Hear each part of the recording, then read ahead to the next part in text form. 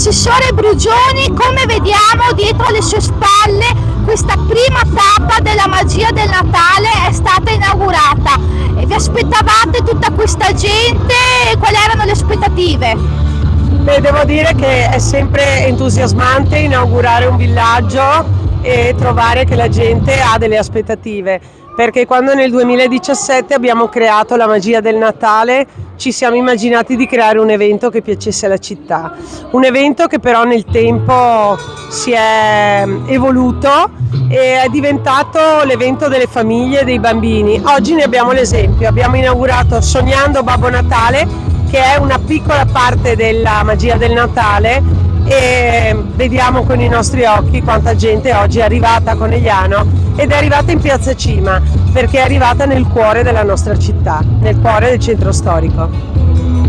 Assessore, nel suo discorso inaugurale però lei ha lanciato una novità, ovvero che la magia del Natale dal prossimo anno sarà affidata a un bando pubblico. Ci può spiegare cosa intende e da cosa è nata questa volontà di cambiamento?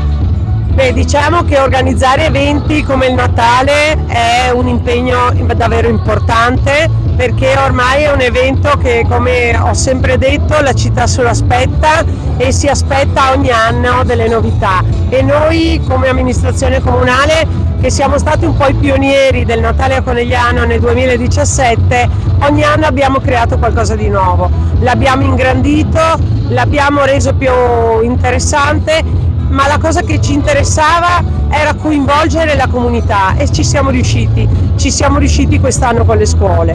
e con il centro diurno e con l'associazione La Nostra Famiglia, il CFP. Oggi noi diciamo, io mi perdoni, ma devo dire una cosa, io avevo un grande padre che mi ha insegnato che tutte le cose nascono, crescono e poi devono continuare, perché nessuno di noi è insostituibile. Quindi noi consegniamo ad un bando pubblico un evento che è interessante e accattivante. Quello che dicevo nel discorso inaugurale è che con il Natale abbiamo visto che noi abbiamo anche spinto tante associazioni a fare eventi in città, per cui faremo questo bando aperto alle associazioni, alle società che organizzano eventi, e lasciamo che vengano introdotte nella città di Conegliano nuove idee. L'auspicio però, e il bando lo dirà, è che continuino ad essere coinvolte le nostre realtà, che sono le associazioni e soprattutto le scuole